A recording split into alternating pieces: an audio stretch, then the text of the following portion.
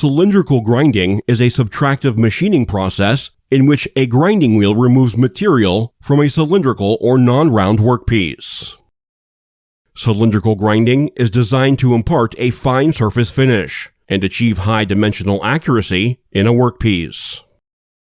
Grinding is typically a downstream process, performed on a part using dedicated grinding machines after all other necessary machining is complete.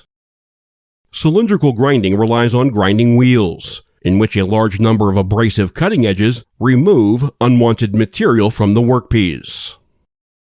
The grinding wheels are made up of individual grains or grit held together by a bonding material.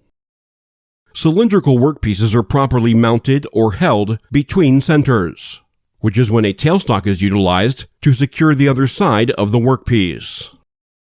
In cylindrical grinding, both the workpiece and the grinding wheel rotate relative to each other.